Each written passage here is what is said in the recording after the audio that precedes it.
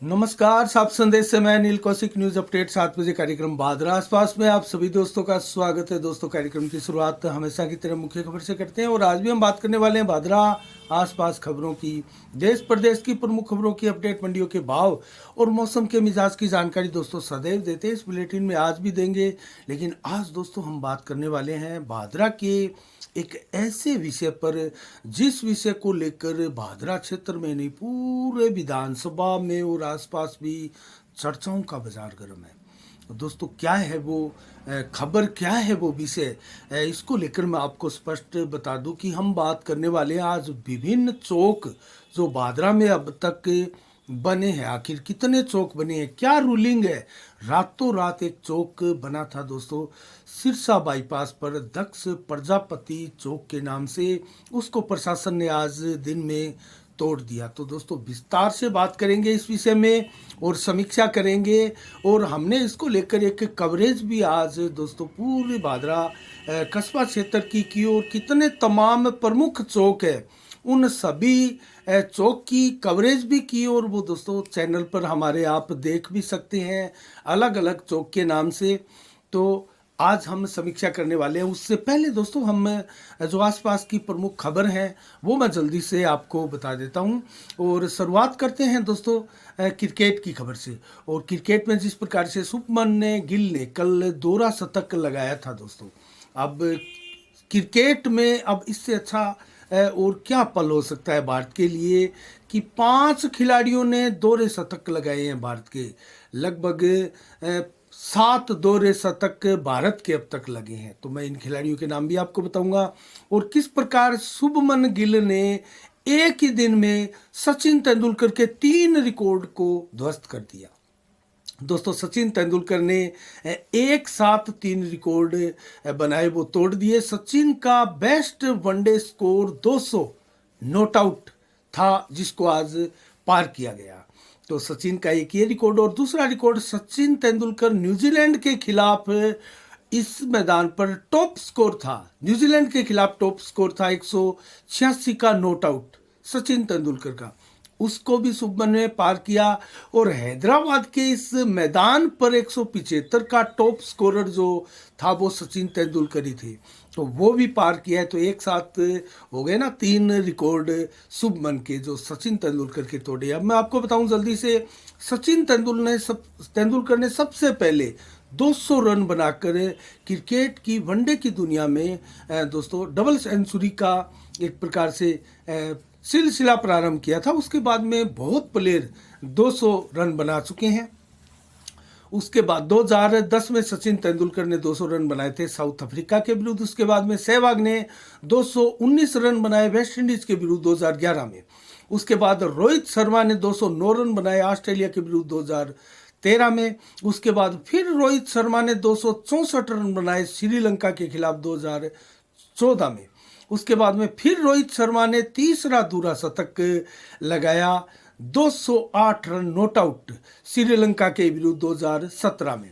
उसके बाद ईशान किशन ने 210 रन बनाए बांग्लादेश के खिलाफ 2022 में, और शुभमन गिल ने 208 रन बनाए न्यूजीलैंड के खिलाफ अभी हाल ही में दोस्तों 2023 में। तो ये रिकॉर्ड है। 5 खिलाड़ी हैं और 7 बार दोहरे शतक बने हैं। इसके अलावा पेपर लीक के को लेकर दोस्तों तरह तरह की चर्चाएं अब तक हुई है, लेकिन सचिन पायलट और गहलोत का जो वार है वो थमने का नाम नहीं ले रहा है। जो झुंझुनू में एक सभा हुई थी उसमें तंज कसते हुए सचिन पायलट ने कहा कि अधिकारियों की तिजोरी में रहने वाला पेपर आखिर कैसे निकल गया, बच्चों के हाथ में कैसे आ गया, ये कोई जादूगिरी से कम नहीं है। तो उन्होंने तंज कसा अशोक गहलोत पर। उनकी तरफ से डोटासरा ने जवाब दिया कि अगर आपके विरुद्ध किसी अफसर के खिलाफ कोई सबूत है तो पेश करें, हम उनको गिरफ्तार करेंगे। क्योंकि अशोक गहलोत ने कहा था कि सरकार का कोई भी अधिकारी पेपर लीक में शामिल नहीं है। तो ये वार जो है लगातार जारी है। और सीएम गहलोत का कल हनुमानगढ़, गंगानगर, सूरतगढ़ का दौरा है दोस्तों, उसको लेकर हमारे क्षेत्र में तैयारियां जोर शोर से चल रही है। तो कल 20 जनवरी को 2:45 पर हनुमानगढ़ में पहुंचेंगे सीएम। करीब 1 घंटे 45 मिनट तक रह सकते हैं। उसके बाद में वो सूरतगढ़ जाएंगे, फिर वहाँ से श्री गंगानगर और वहाँ से वापस जयपुर के लिए रवाना होंगे। इसके अलावा दोस्तों निनाण गांव के संजीव ने दौड़ में प्रदेश में दूसरा स्थान प्राप्त किया है और शाहपुरा में ये प्रतियोगिता आयोजित की गई थी दोस्तों। 17 से 19 वर्षीय ये प्रतियोगिता थी। 400 मीटर की रिले दौड़ की इस स्टेट स्तर की प्रतियोगिता में राजकीय उच्च माध्यमिक विद्यालय निनाण के छात्र संजीव पुत्र दारा सिंह गोडेला ने, जो कि 12वीं कक्षा कृषि वर्ग के छात्र हैं, 12वीं कक्षा में अध्ययनरत है, दूसरा स्थान प्राप्त किया दोस्तों। स्कूल में गांव में जब प्रवेश किया तो शानदार स्वागत संजीव गोडेला का स्कूल में भी किया गया स्टाफ द्वारा और ग्रामीण भी खुशी नजर आए। इस अवसर पर माला पहनाकर उनको प्रशस्ति पत्र देकर सम्मान उनका किया गया। दोस्तों फुटबॉल की तैयारियां जोर शोर से भादरा कस्बे में चल रही है। आगामी 2 फरवरी से अखिल भारतीय फुटबॉल प्रतियोगिता का आयोजन होने जा रहा है भादरा में। खेल स्टेडियम में 61,000 रुपये प्रथम पुरस्कार के रूप में और 41,000 रुपये उप विजेता टीम को इनाम की एक प्रकार से घोषणा की गई है। देखते हैं कितनी टीमें आएगी, कितने दिनों तक। लगभग 6 से 8 दिन तक ये टूर्नामेंट चल सकता है, जो कि भादरा और नौर के फुटबॉल प्रेमियों के लिए बहुत बड़ी खुशी की बात है दोस्तों। इसके अलावा बात करें दोस्तों रवि खोड़ की, तो रवि खोड़ ने आज जिला कलेक्टर को एक ज्ञापन सौंपा और ये ज्ञापन जल उपभोक्ता संगम के चुनाव करवाने की मांग से संबंधित था और जन सुनवाई का दौर था। उस समय विधायक बलवान पुनिया भी इस जन सुनवाई में मौजूद रहे। तो रवि खोड़ ने दोस्तों ये ज्ञापन सौंपा और इसमें मांग की गई थी कि जल उपभोक्ता संगम के चुनाव कराए जाए। इस पत्र का जवाब देते हुए विधायक बलवान पुनिया ने दोस्तों ये कहा, ये रवि खोड़ ने आरोप लगाए हैं कि विधायक बलवान पुनिया ने स्पष्ट कहा कि कोई भी चुनाव अभी ये नहीं होंगे और हम गहलोत से बात करके अधिकारी नियुक्त करने का प्रयास करेंगे। तो चुनाव के फेवर में नहीं है। रवि खोड़ ने साफ आरोप लगाया कि जो व्यक्ति, जो एक जनप्रतिनिधि यहाँ से चुनकर जाता है इस लोकतंत्र में, तो वो कैसे चुनाव की वकालत नहीं करके चुनाव नहीं कराने की बात करता है। दोस्तों चुनाव कराने की वकालत करनी चाहिए। तो अब रवि खोड़ ने कहा कि हम धरना प्रदर्शन करेंगे इसको लेकर आगे और उपभोक्ता जल उपभोक्ता संरक्षण के संगम के चुनाव जो है वो होने चाहिए। किसानों के साथ ये बहुत बड़ा अन्याय है इसको। इसके अलावा दोस्तों 9 राज्यों के चुनाव इसी वर्ष है। इसकी अगर बात करें घोषणा की तो 3 राज्यों के चुनाव की घोषणा कल हो चुकी है। त्रिपुरा, नागालैंड और मेघालय के चुनाव की घोषणा हो चुकी है। और जल्दी से मैं आपको बताऊं तो 2018 में इन तीनों ही राज्यों में भाजपा और भाजपा के समर्थित दल जो है वो सत्ता में है। तीनों में ही भाजपा सत्ता में है दोस्तों। त्रिपुरा की बात करें तो यहाँ क्लियर मेजोरिटी में है भारतीय जनता पार्टी। और अगर आपको आश्चर्य की बात बताऊं तो तीनों ही स्टेटों में 60-60 विधानसभा सीटें हैं और बहुमत का जो जादुई आंकड़ा है वो तीनों ही राज्यों में 31 का है। तो त्रिपुरा में 2018 में भाजपा ने 35 सीटें जीती थी, यहाँ क्लियर मेजोरिटी भाजपा की है। सीपीएम का यहाँ सफाया किया था, मात्र सीपीएम 16 सीटों पर सिमटी। कांग्रेस की यहाँ कोई सीटें कांग्रेस नहीं जीत पाई। नागालैंड की बात करें तो एनडीपीपी 18 और बीजेपी 12 उन्होंने मिलकर यहाँ सरकार बनाई अन्य दलों को साथ लेकर। तो नागालैंड में भाजपा की समर्थित सरकारें थी और कांग्रेस यहाँ भी कोई सीट नहीं जीत पाई थी। बात करें दोस्तों मेघालय की तो कांग्रेस यहाँ 21 सीटें जीत पाई थी और 31 का बहुमत था, लेकिन एनपीईएफ 19 सीटें यहाँ जीती थी और भाजपा ने मात्र 2 सीटें। लेकिन एनपीईएफ के साथ मिलकर भाजपा ने यहाँ सत्ता पर काबिज हुई और गठबंधन की सरकार बना ली। कांग्रेस हाथ मलते रह गई। तो अब देखते हैं इनके चुनावी कार्यक्रम में 16 फरवरी को मतदान होगा त्रिपुरा का और नागालैंड और मेघालय का एक साथ 27 फरवरी को मतदान होगा और तीनों ही राज्यों के 2 मार्च को नतीजे आएंगे और तीनों ही राज्यों में मैंने बताया 60-60 सीटें हैं, बहुमत का आंकड़ा 31 का है और तीनों में भाजपा की सरकारें हैं और तीनों ही राज्यों के कुल वोटर 62,08,000 है। तो इसके अलावा दोस्तों अब हम बात करेंगे उस विषय की जिस विषय को लेकर भादरा में चर्चा लगातार चल रही है दोस्तों, और वो विषय है जो एक दक्ष प्रजापति चौक का निर्माण रातों रात कर लिया गया था। कल देर रात्रि को आपने वीडियो देखा होगा, सोशल मीडिया पर ये वीडियो भी वायरल था दोस्तों। तो इस चौक को सुबह करीब 11:30 बजे प्रशासन ने पुनः तोड़ दिया और ये चौक बना था सिरसा बाईपास पर, और हमने चौकों की पूरी कवरेज की है। अलग अलग जो प्रमुख 10-12 के करीब प्रमुख चौक है, चौक तो संख्या ज़्यादा है लेकिन प्रमुख जो चौक है उन सब की कवरेज की है। आप फेसबुक पेज पर भी देख सकते हैं, सोशल मीडिया का हमारा जो यूट्यूब का चैनल है उस पर भी आप ये देख सकते हैं कवरेज। तो दोस्तों इसकी हमने बारीकी से कवरेज की और आज हम इसकी इसलिए समीक्षा कर रहे हैं दोस्तों क्योंकि एक चौक तोड़ा जाता है जो बन गया और जो दूसरा पहले बना था इसी प्रकार उसको नहीं तोड़ा जाता है। तो ये अलग अलग भ्रांतियां समाज में इसको लेकर जाती हैं। जब चौक निर्माण हो जाता है तो उसकी प्रक्रिया प्रशासन के पास सारे अधिकार है दोस्तों, वो तोड़ भी सकते हैं इस प्रकार का। हालांकि हम चौक निर्माण कर भी नहीं सकते। अगर सुप्रीम कोर्ट की ओर की गाइडलाइन का अगर हम हवाला दे और देखें और उसकी भी बात करने वाले हैं हम, तो इस प्रकार के चौक का निर्माण अब वर्तमान में नहीं हो सकता और सरकारें इसकी परमिशन नहीं देती है। तो रातों रात जो दक्ष प्रजापति चौक बना था उसको प्रशासन ने आज 11:30 बजे करीब तोड़ दिया सरसा बाईपास पर। तो इस प्रकार से अब बात करेंगे दोस्तों बलवान पूनिया के कार्यकाल में अब तक किसी न किसी विधायक के कार्यकाल में ये चौक बनते ही रहते हैं। तो खाली बलवान पूनिया की बात नहीं है लेकिन इनके कार्यकाल में अब बात करें तो दोस्तों यहाँ कई चौकों का निर्माण हुआ है। और वीर तेजाजी चौक कहे या जाट चौक कहे जो कि सामुदायिक स्वास्थ्य केंद्र के पास स्थित है, जो नोहर मोड़ के रूप में भी जाना जाता है, वहाँ इसी कार्यकाल में चौक बना और एक बस स्टैंड टाइप भी बना है दोस्तों। ऊपर छत भी लगाई गई है सवारियों के बैठने के लिए। तो ऐसा नहीं है कि ये अच्छी बात नहीं है, ये अच्छी बात है।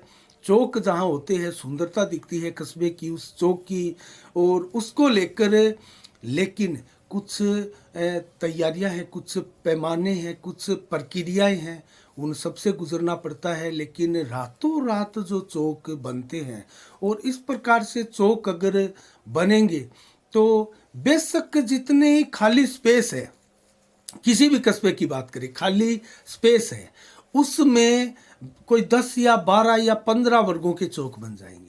जो शेष वर्ग बच चुके हैं अपने आराध्यों का, अपने किसी पर महापुरुष के नाम से, वो भी चौक बनाना चाहेंगे दोस्तों। ये तो स्वाभाविक है। जब कोई एक वर्ग चौक बनाता है तो दूसरा वर्ग भी, उसकी भी उत्सुकता जो है जागृत होती है, जिज्ञासा जागृत होती है कि हम भी अपने आराध्य और अपने महापुरुष के नाम से चौक बनाएं। वो फिर जगह की तलाश करता है, वो बैठक भी करते हैं, मीटिंग भी करते हैं उसको लेकर। तो इससे कहीं ना कहीं प्रतिस्पर्धा का एक दौर चलता है। हम आज विस्तार से बात कर रहे हैं सभी चौकों के बारे में। तो पहले बलवान पूनिया के शासनकाल की बात करें तो महाराजा अग्रसेन चौक भी हिसार बाईपास पर बना है। उसकी स्वयं उसका जो शिलान्यास कार्यक्रम हुआ था, विधायक बलवान पूनिया स्वयं यहाँ मौजूद थे। और एक भगत सिंह चौक का भी निर्माण भादरा में प्रस्तावित है, हो रहा है। और जो अब भी एक चौक बना जिसको तोड़ दिया गया प्रशासन द्वारा, दक्ष प्रजापति चौक। और एक मोती प्लेस के पास भी इस प्रकार की चर्चाएं हैं, वहाँ भी चौक बनाने की। और अगर बात करें विश्वकर्मा चौक की, तो चौक तो वो पहले बना हुआ था, उसको मॉडिफाई किया गया, भव्य रूप बनाया गया। इसकी कवरेज हमने लगभग चौक की कवरेज आज की है। अगर विस्तार से आप ये चौक कहाँ स्थित है, किस प्रकार के हैं, तो ये हमारी कवरेज आप फेसबुक पेज में और यूट्यूब चैनल पर देख सकते हैं। तो कुल मिला के हम बात कर रहे हैं चौक की। तो क्या चौक बनाने का ये तरीका सही है, ये हम आप पर छोड़ते हैं। इसके ऊपर विचार होना चाहिए। कोई भी नेता विरोध नहीं करे, क्योंकि उसको अपने वोट बैंक की चिंता रहती है दोस्तों, चाहे वो विपक्ष का है, वर्तमान नेता है, विधायक है, या फिर कोई भी है। मतलब विरोध मतलब अपनी राजनीति का आत्महत्या, अगर राजनीति की बात करें तो आज यही तो सिलसिला है। और इसी चक्कर में तो कोई विपक्ष नहीं बोलता है, और सत्ता पक्ष के जनप्रतिनिधि भी विरोध नहीं कर पाते हैं।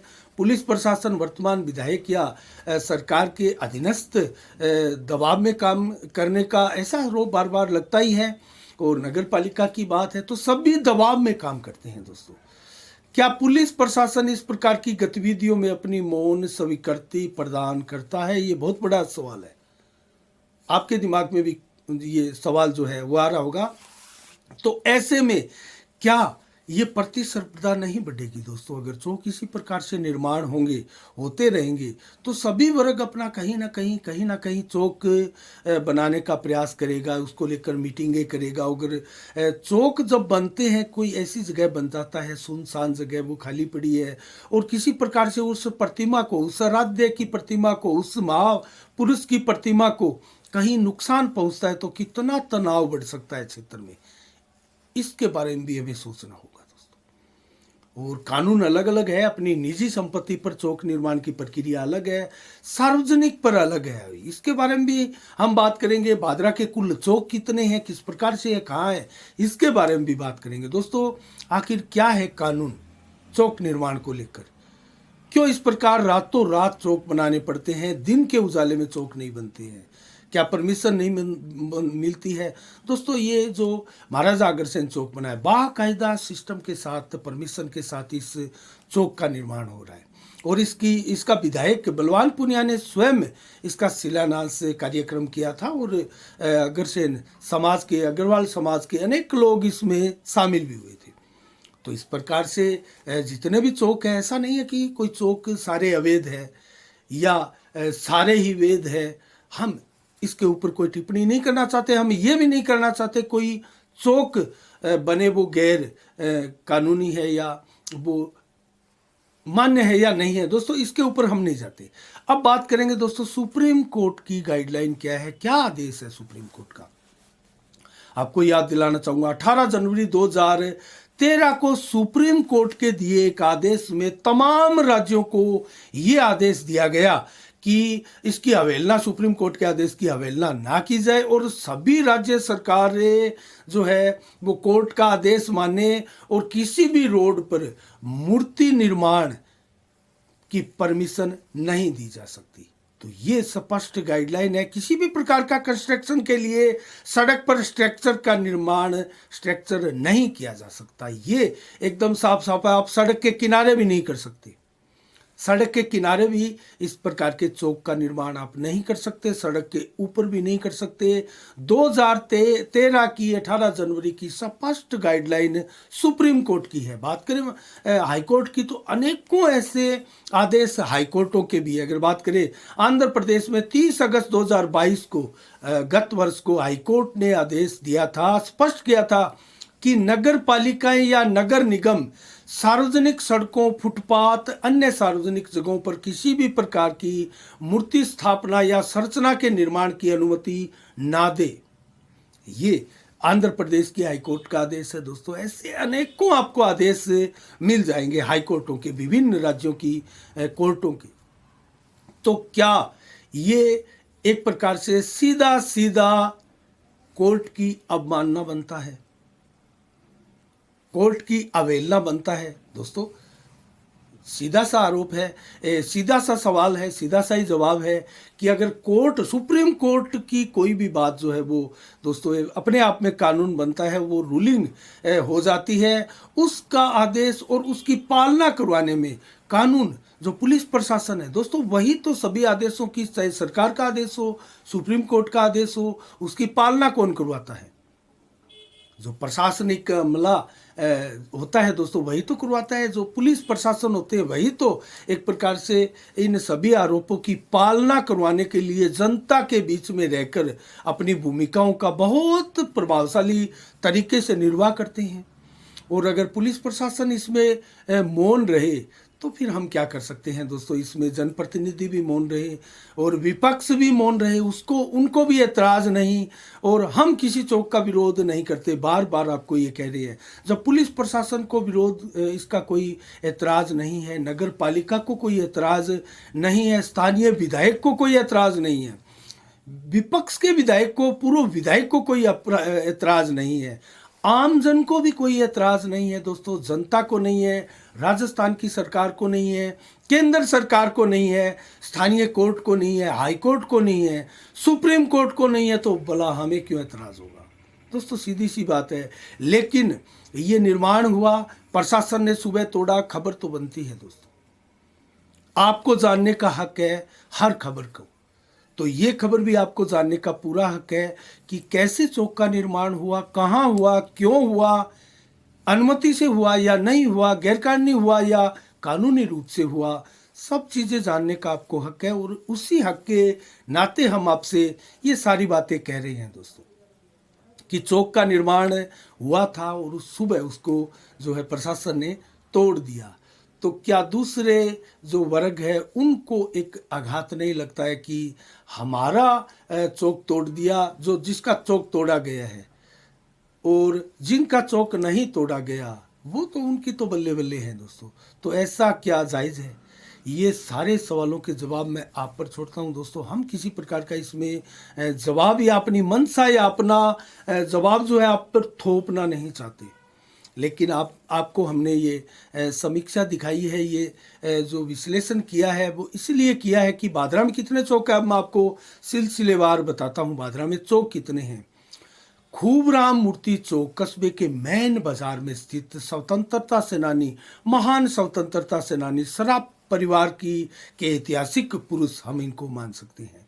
संविधान निर्माता अंबेडकर जी का चौक, अंबेडकर चौक जो कि पुराना बस स्टैंड एरिया है वहाँ, और उनको जैसे पहले संगमरमर की जो उनकी प्रतिमा थी वो ब्लैक रंग में थी, तो कई बार काली मूर्ति के रूप में भी लोग उनको पुकारते प्रचारते थे, जो कि बहुत ही गलत है दोस्तों। किसी महापुरुष को हम इस प्रकार से एक छोटी लैंग्वेज से, भाषा से ना बुलाए। और आज आप संकल्प ले साफ संदेश भारत के माध्यम से कि किसी भी महापुरुष के इस प्रकार के चौक को हम छोटी बड़ी या ऐसी वैसी कोई ऐसी बात नहीं बोलेंगे जो अपमानजनक हो उन महापुरुष के लिए। तो ये अंबेडकर जी का चौक है, उसको अंबेडकर चौक के नाम से हम संबोधित करें। संजय चौक वर्षों से बना है, मूर्ति नहीं लगी, संजय गांधी के नाम से ये चौक बना था। ज्ञान सिंह चौधरी के समय जब वो यहाँ विधायक बने थे, कृषि राज्य मंत्री भी बने थे। परशुराम चौक यहाँ नगर पालिका के आगे परशुराम चौक भी बना है।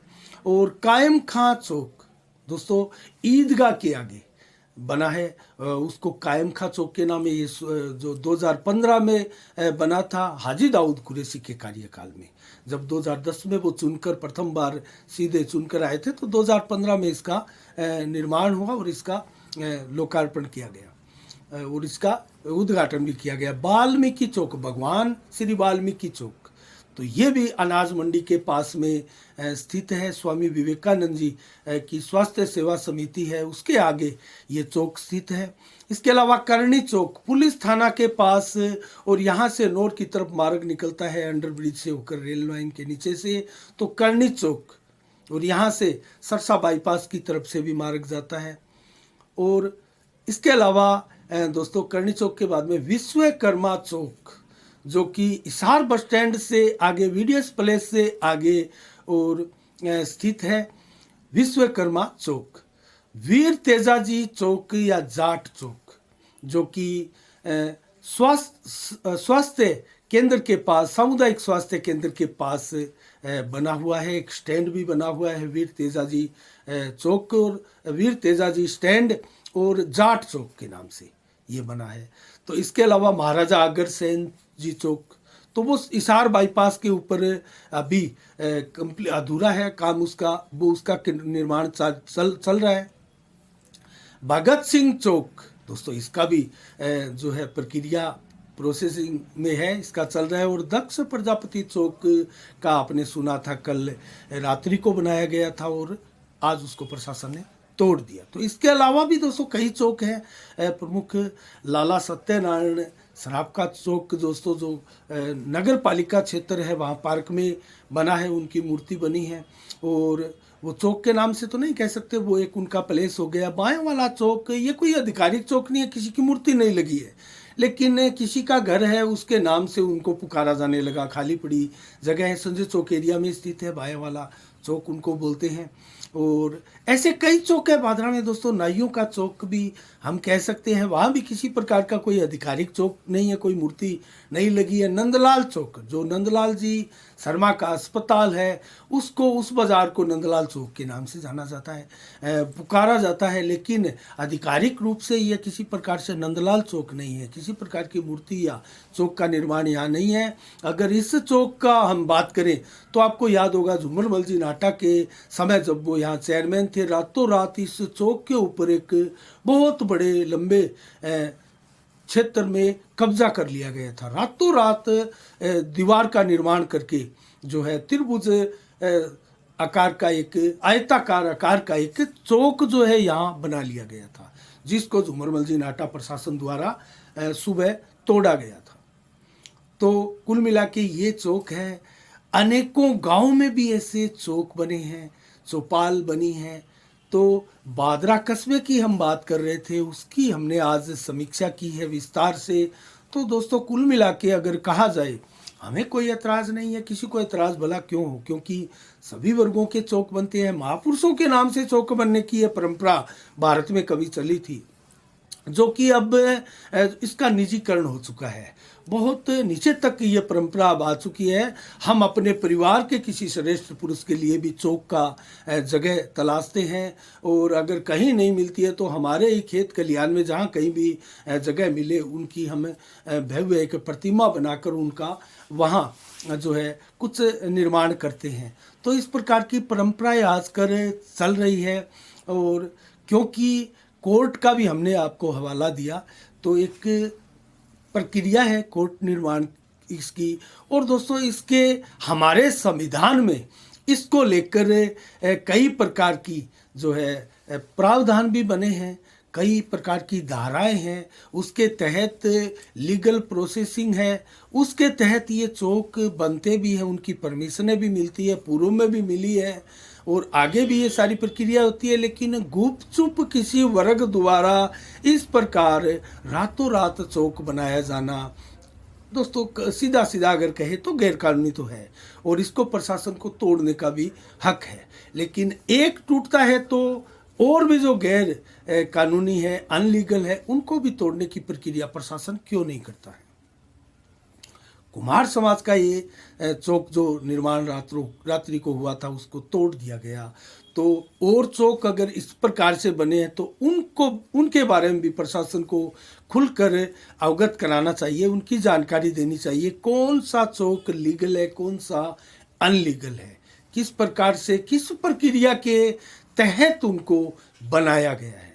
तो दोस्तों आज की हमारी जो समीक्षा है वो इतनी है। कैसी लगी और इसमें अगर कोई कमी है तो दोस्तों ज़रूर हमें कमेंट बॉक्स में कमेंट करके आप बताइएगा। हम जब समीक्षा करते हैं तो संभवतः बहुत सी चीज़ों को हम छू नहीं पाते होंगे, छोड़ भी देते होंगे, छूट जाती है बहुत सी चीज़ें। दोस्तों ज़रूर कमेंट बॉक्स में हमें आप इसको लेकर अवगत करवाइएगा, और हम आगामी जो अन्य 7 बजे के बुलेटिन में समीक्षा करने वाले हैं उनके प्रति हम सजग और सतर्क होंगे और शानदार तरीके से कंप्लीट एक समीक्षा लाने का आपके सामने प्रयास करेंगे। दोस्तों अब मैं जल्दी से आपको आज 19 जनवरी को क्या विशेष दिवस है बता देता हूं।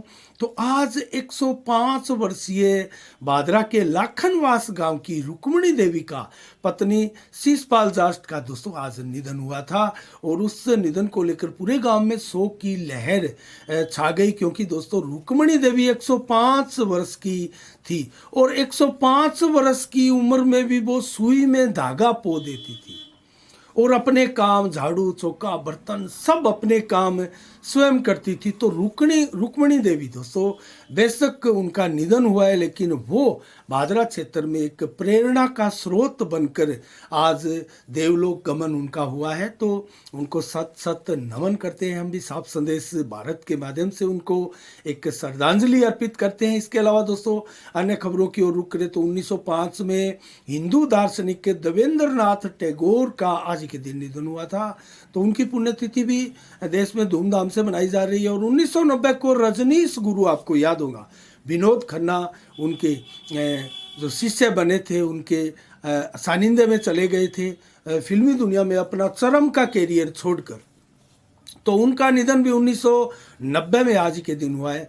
और अब जल्दी से आपको मंडियों के भाव बता देते हैं। नोर से शुरुआत करें। ग्वार के भाव नोर में 6075, चना के भाव 4850, तारा मीरा 5000, मोट के भाव 6950, गेहूँ 2798, बाजरा के भाव 2300 रुपये, और मेथी के भाव 6100 रुपये, सरसों 5700 और नरमा 8551 रुपये प्रति कुंटल रहा। जबकि आदमपुर मंडी में नरमा 28557, कपास के भाव 10,051 और सरसों के भाव 5,956, ग्वार के भाव 6,121 रुपये प्रति कुंटल रहे। सरसा मंडी में नरमा 8518, ग्वार के भाव 6110, जबकि सरसों के भाव 6,090 रुपये प्रति कुंटल रहे। एलनाबाद मंडी में सरसों के भाव 6,032, नरमा 8478, ग्वार के भाव 5,960 रुपये प्रति कुंटल।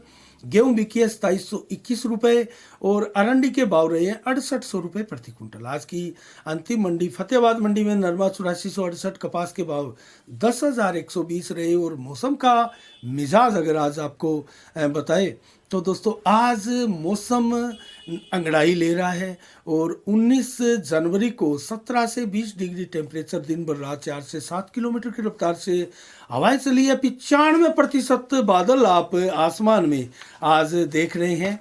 और इसके अलावा दोस्तों आज देर शाम को 0.2 mm वर्षा भी आज हो सकती है। इसके अलावा 20 जनवरी की बात करें कल की, तो 10 से 16 डिग्री टेम्परेचर दिन में, 18 से 20 डिग्री टेम्परेचर दोपहर को, मैक्सिमम 15 से 18 डिग्री टेम्परेचर देर शाम को, 7 से 14 किलोमीटर की रफ्तार से हवाएं, और 96% से 100% बादल दिन भर और रात्रि को छाए रहेंगे। और रात्रि को भी 11 से 13 डिग्री टेम्परेचर, 14 से 18 किलोमीटर की रफ्तार से रात्रि को भी हवा चलेगी।